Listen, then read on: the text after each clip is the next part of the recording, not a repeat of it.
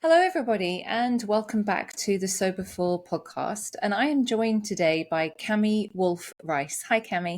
Hi, Veronica. It's really nice to meet you. Cammie reached out to me on Instagram, and when I checked it out, I was like, oh yes, I want to speak to this woman. I want to hear her story. Cammie is a philanthropist, an activist, and a speaker. And I think an accidental activist, right? Why don't you tell us about your foundation and why you're here and what brought you to this work? Thank you, Veronica. And I appreciate the platform to share all the wonderful work that's happening. So, unfortunately, it starts with a tragedy. My son, Christopher, was diagnosed with ulcerative colitis and had a major surgery his senior year in high school.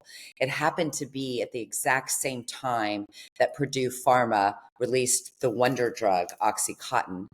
And we went home with 90, followed by 90 more. And one prescription hijacked his brain.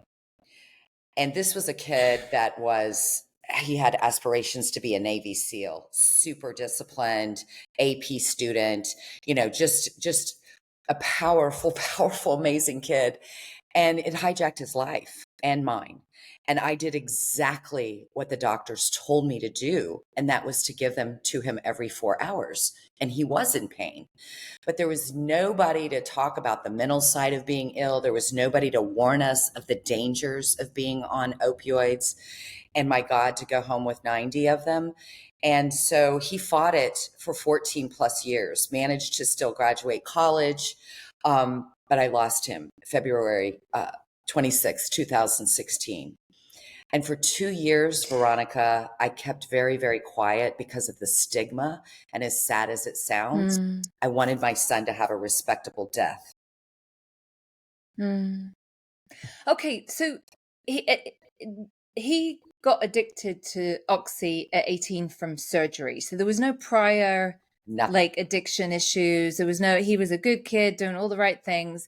So he had the surgery, needed painkillers because he was in a lot of pain. Those got him physically addicted within probably 10 days. Yes.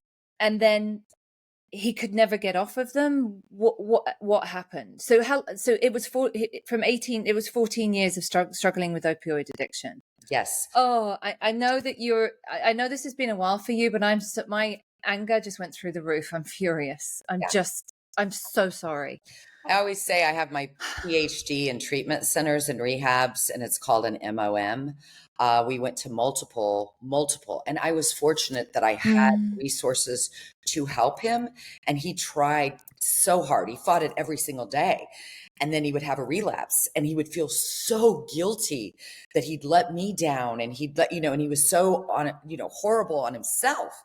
But his brain, he said, Mom, you don't understand. Just like your brain tells you need to breathe, all I could think about is I've got to get that oxy. And then when he couldn't get the prescriptions, 80% of heroin users start with a prescription, and he moved to heroin. And it was absolutely devastating. And he was so ashamed. And so, it's not for lack of trying. And that's what I now understand so much more about when you relapse and how that happens. So 2 years goes by. I'm in fetal position, right? I've lost my son. There is nothing worse on earth to lose a child. I can tell you that. And I believe you. I woke up and I said, you know what? I got to do something. I've got to break the stigma. And so I looked at every single thing that Christopher did not have in those multiple hospital surgeries. Because every time he'd get off of them, he'd have to go back and have a surgery, and then he'd be back on the oxycontin. And the hospitals didn't know how to deal with somebody in full-blown substance misuse. It was just this circle. And so we have developed a new position in hospitals. And when I say I'm on a mission, oh my goodness, it is blown up. We use coaches in our society everywhere for everything. There's executive coaches, workout coaches, birthing coaches, sleeping coaches. But there's never a coach at patient bedside when you're having a health crisis. If Christopher would have had a coach there at bedside telling him, if you have to be on an opioid, this is how fast you need to taper off, providing alternative pain management techniques that are non-addictive, to have mental Mm. wellness skills. When you're in the hospital, you have anxiety, stress, depression, PTSD. You usually have all four of those things. So this position is called a life care specialist. We've had clinical trials going since 2019, and we're all certified in trauma-based techniques to help with the mental side of getting better. We tell people, if you have to be on an opioid, we educate them on how fast you need to taper off. And then we have an arsenal of toolkits of things you can do to manage your pain. And then we follow up once you're Wow. discharged. And we started in orthopedic trauma for a big reason, because that's usually young people's first introduction to painkillers. They get a football injury, soccer injury, a car accident, God forbid, and then they end up with, Mm. going home with a big bottle of opioids. So it's a preventative. Our swim lane is prevention. But then we also do an assessment. And if we find that you already have an issue, then we're able to get you the resources. And we've uncovered so many other comorbidities with that patient because we have time to spend with them. Sometimes they just need a listening ear of somebody to validate their pain. So it's I'm proud to say that the clinical trials have gone amazing. We're launching in 11 hospitals this year, and it's exciting. Like it's happening. And the first round of data, 70% of the patients didn't know that they were on an opioid and what the dangers were at baseline. 70. Wow.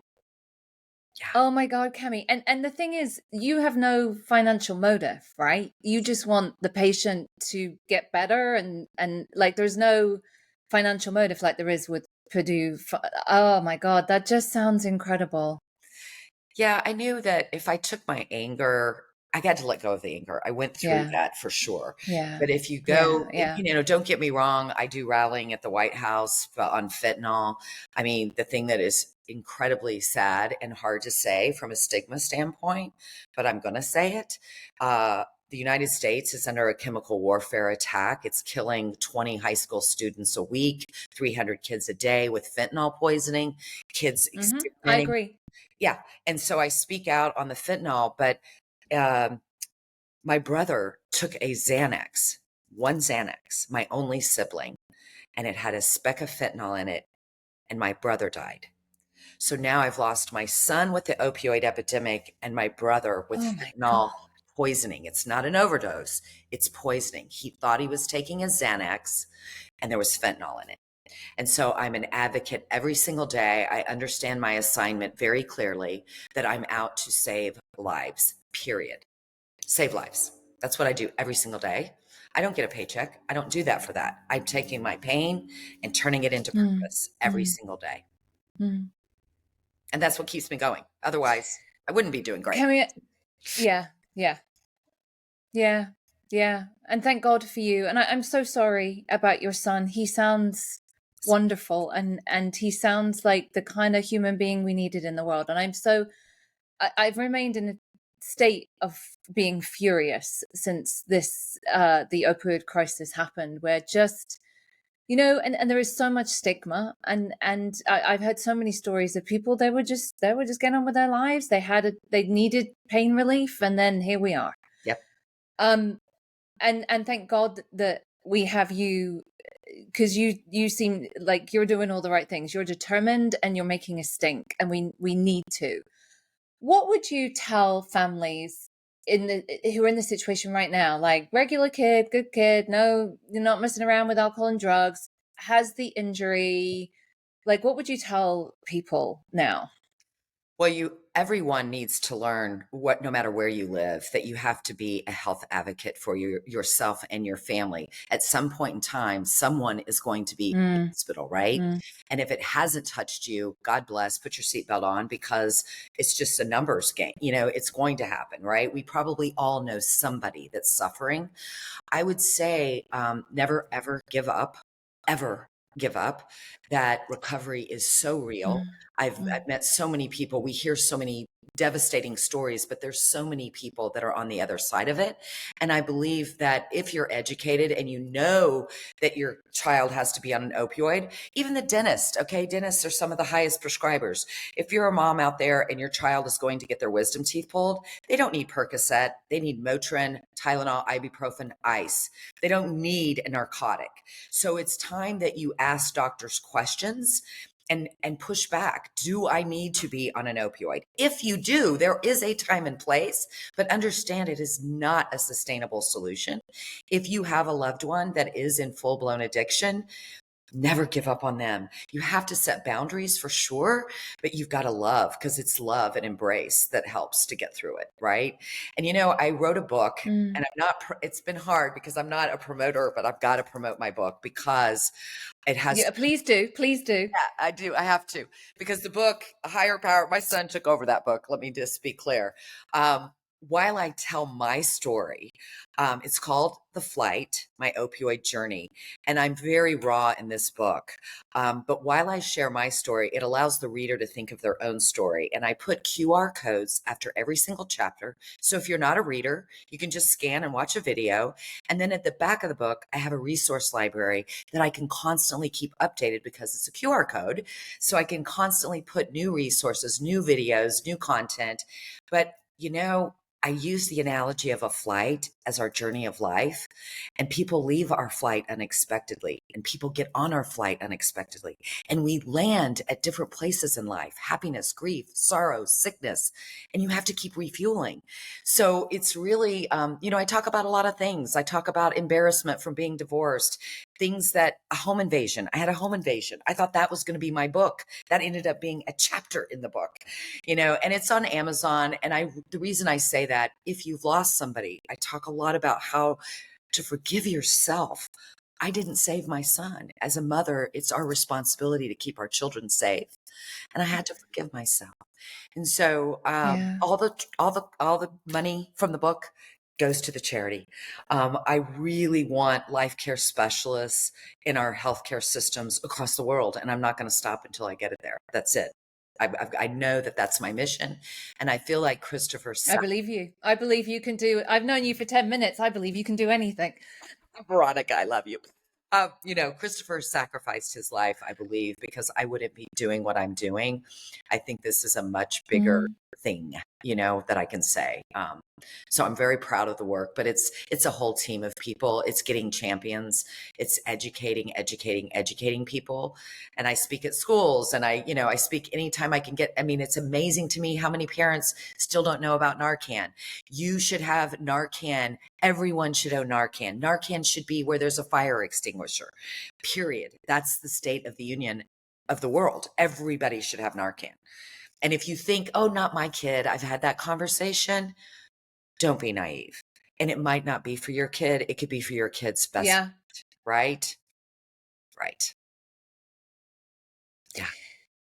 Yeah, I completely agree with you. And my kids I have two boys, 12 and 9, and we've started to talk about all kinds of things quite some time back, but we've started talking about like prescription drugs, any kind of drug that, like, we check the name, we make sure, are we following what, obviously I've done all the advocacy beforehand to make sure they're not prescribed anything they don't need. Like, is it every 4 hours? Is it every, if your friend says, oh, you can just have, do you take it? Why do you always not take it? What if your friend says, it's fine, it just makes you feel like whatever? I've educated. What else can parents do with their kids right now? What would you what do you want them to know? Two things, and thank you for that question. We had a situation where you have to understand drug dealers aren't on the corner anymore. They're reaching out to your kids on social media. And so a woman was having a slumber party with 14-year-olds. They were all in the basement. They couldn't drive. They didn't go get it. And they were reached out to on a platform. And, hey, do you want to dance all night? Do you want to laugh all night? The drugs were delivered. They looked like Skittles. They looked like candy. The mom had no idea. They went out the basement door, got them. She went downstairs the next morning for breakfast to bring them up. All those kids are dead. Every kid at the slumber party took a Skittle, and it had fentanyl. So my point is 14-year-olds, Okay. So you got to talk about, why haven't I seen this on where was it's this? been really kind of pushed under the covers, to be honest. I learned about this at a DEA function here in the United States. They bring families together and share stories. And this woman is destroyed. That's all I can tell you. I mean, I can't even, right? And so having those conversations with your kids and watching what's going on social media is so important. And you know what? It might not be you are the right person to talk to your child. Find somebody they respect. It could be an uncle. It could Yeah. be a neighbor. It could be a coach, somebody else to tell them. One of the other hats I wear, I chair Usher the performer. He has a charity for youth, and we're celebrating 25 years. And we have a youth program where it's peer to peer. Get another young person to talk to your kid. They will listen to a peer faster than they will a parent or somebody older. They'll be like, yeah, whatever, right? So it's really reaching out to them in different ways. And statistics show. All really, really good suggestions. Yeah, yeah.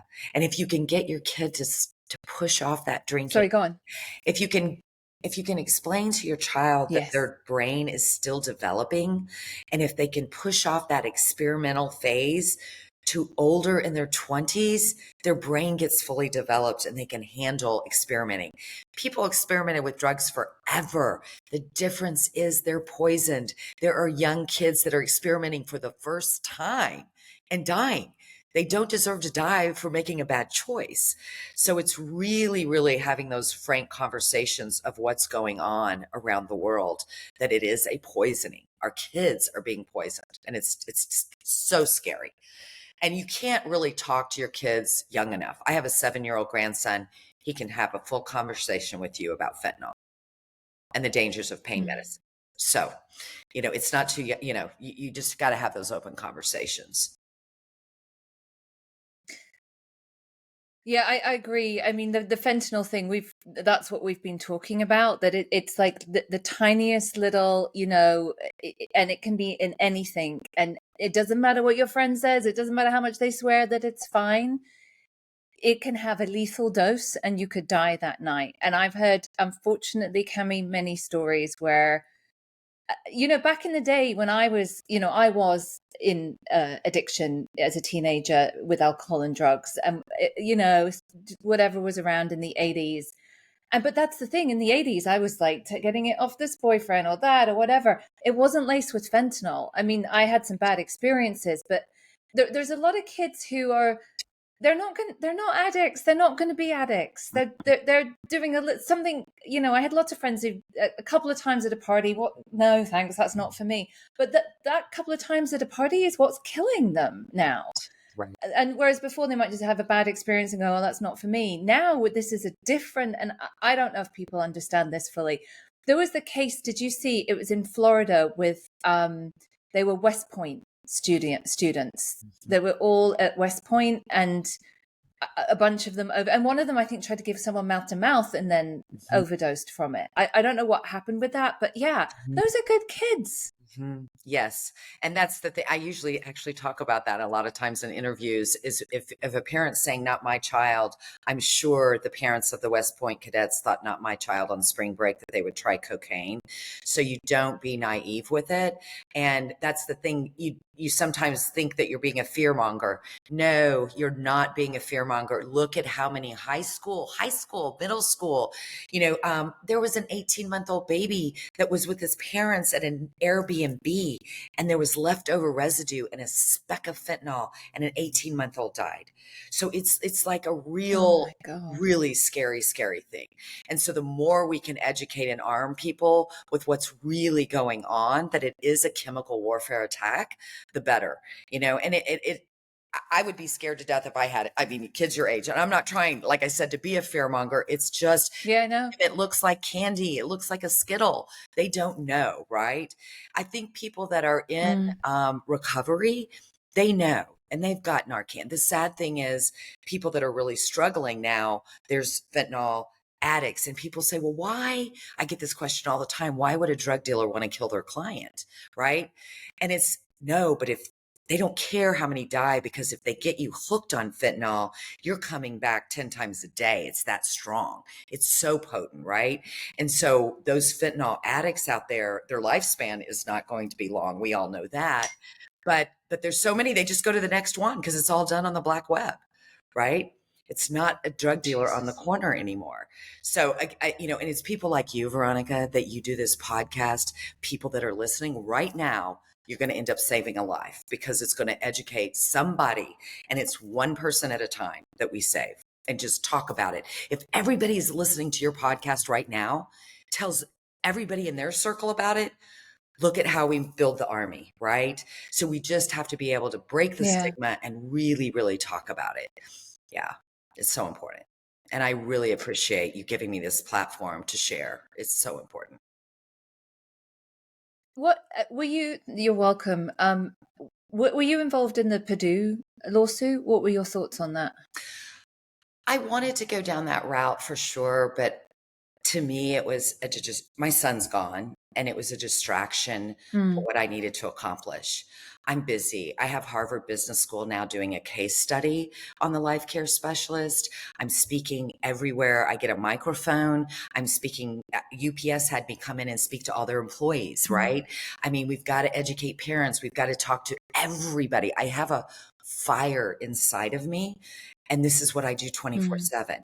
And I'm Mm. blessed to be able to have the resources, and to take my corporate business acumen and apply it into this nonprofit world.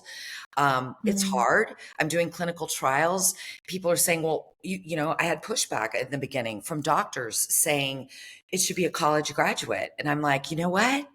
I'm going into rural communities where this started, and I need people to hire in the rural community. I need somebody that's born with compassion, empathy, a listening ear. I can teach them the rest. I have all of our curriculum on an online curriculum at Mercer University with the medical school, all faculty members teaching. So there's a true certification that you have to be tested and to become a life care specialist. But I need the things you're born with, and then I can teach you the rest to go out and be that care coach. Mm. And we have so many amazing stories. A gentleman was in recovery. He goes, I had no idea I was on an opioid. My wife is in recovery. I can't go home with these pills. Things like that we can get ahead of, right? So I'm Mm. just super Mm. excited about this position. I want to see it around the world. I share all the things. We're on cwc.ngo is our website. There's more resources. If there's anything I can ever provide, please let me know, because I'm here for that. Thank you, and we will list all of that in the show notes. I would like to, Cammie, could you share a story about Christopher, a wonderful memory that you have, so we could know him? Oh my gosh. Thank you for that. Nobody asked me that. That's so sweet. Christopher was very book smart, but he was a hugger. He was a hugger. If he met you, he just was hugging you. And you know how sometimes when you're talking to people and they're kind of distracted and they're kind of looking around like this, when you talk to Christopher, he was zoomed in. You were the only person in the universe when he was talking to you. And he was like a healer. Like, he would go into rehabs and just help other people instead of focusing on what that's how he was brought on this earth, to just help other people. So he would just, he was just such a beautiful soul. And you know what, I'll tell you, I was so afraid of dying before Christopher passed. I know your spirit lives on, because he gives me these Mm. incredible signs, just incredible signs. And I wear his thumbprint and my brother's every day. And if I get nervous, or if I get, worried, if I just talk to him and say, look, I'm going to call this into existence. This is what I need. I need this. I need a chief medical officer. And it's literally coming to me on a platinum platter. So I know that he's with me. I know he's helping me drive this every single day. And he was just a lover. He was just such a sweet soul.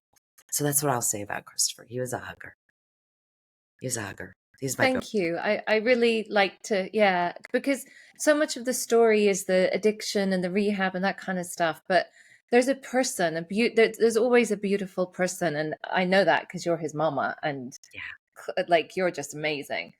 Thank Um, And I want to always make sure that we know the person.